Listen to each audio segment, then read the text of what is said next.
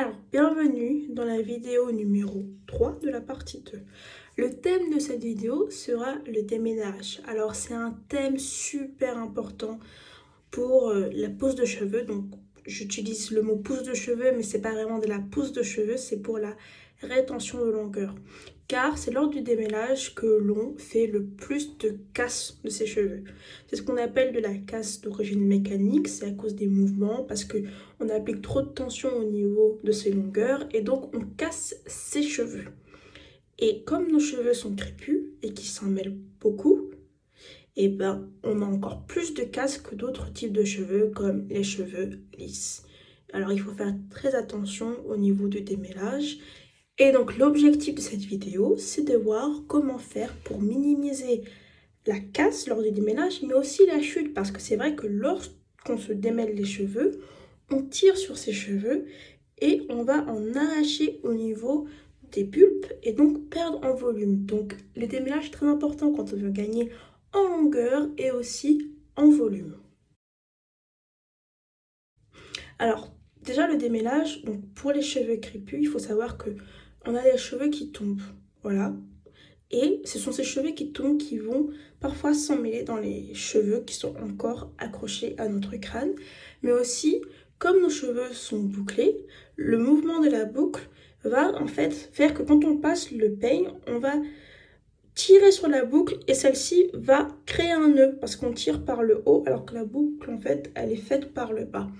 Et ça va créer de la casse. Et en général, l'erreur que tout le monde fait, c'est quand il y a un nœud, on force. Il ne faut jamais forcer lorsqu'on a un nœud. Parce que c'est là où on casse le plus de cheveux. Quand on va démêler ses cheveux, il faut s'armer de patience. Et oui, vraiment beaucoup de patience. Et le faire très lentement et tout en douceur. L'outil numéro 1 pour faire un bon démêlage, ça va être d'avoir un agent glissant, quelque chose qui va faire que les cheveux glissent. Alors ça, c'est quelque chose que confèrent les après-shampoings et les masques. C'est souvent le cas quand c'est écrit démêlant parce que ce sont déjà des agents qu'on appelle conditionnants qui, eux, vont venir rendre les cheveux beaucoup plus facilement démêlables. On retrouve également dans les masques maison, donc des masques qui vont avoir un pouvoir glissant, tels que la fécule de maïs ou maïzena, le gel de combo, le gel de lin, bref, tout ce qui a une texture un peu visqueuse. Donc tout ça, ça va permettre d'aider à démêler ses cheveux grâce au pouvoir glissant qu'on appelle aussi mucilage. Les peignes comme ça, il faut les fuir pour le démêlage. Ils sont beaucoup trop fins, donc ils vont encore plus s'emmêler dans les cheveux et faire encore plus de nœuds et encore plus casser vos cheveux. Si vous n'aimez pas les peignes, il est possible d'utiliser uniquement des brosses. Donc moi, là, j'ai pas de brosse, mais des brosses de type Tangle Teaser ou tout type de brosse à dents larges et picot souple. Parce que sinon, ça va encore vous arracher vos cheveux et faire des nœuds. Ce qui est aussi très important lorsqu'on veut démêler les cheveux, c'est vos doigts. Et oui, le meilleur instrument reste vos mains. Car avec vos mains, vous pouvez faire un démêlage doux aux doigts et vraiment travailler chaque nœud un à un. Et c'est le top du top lorsqu'on veut minimiser la casse. Par contre, ça prend beaucoup de temps. Alors maintenant qu'on a vu quels sont les instruments, donc pour rappel, un peigne à dents larges ou une brosse à dents larges ou vos doigts, et surtout le plus important, un agent démêlant, je vais vous montrer comment moi je fais pour démêler mes cheveux.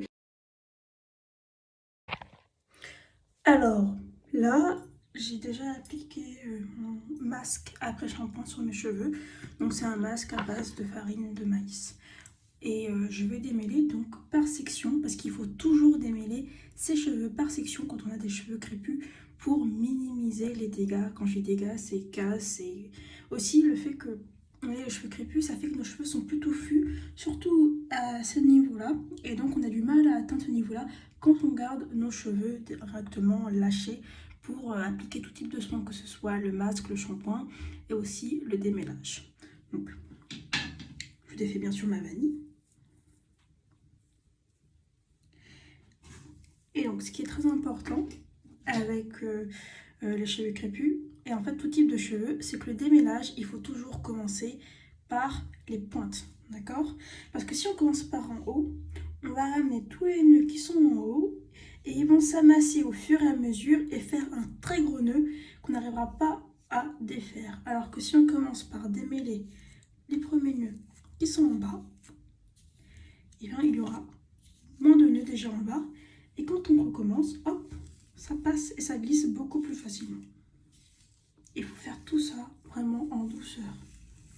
Vous voyez, bon, moi j'ai de la chance parce que mes cheveux ne sont pas très emmêlés.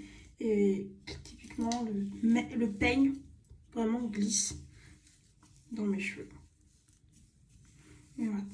Et ça, on le fait pour chaque section. Et vraiment, le plus important, c'est qu'il ne faut pas forcer le peigne. Si le peigne ne passe pas, il faut le faire avec les doigts et il faut commencer par les pointes et remonter jusqu'aux racines.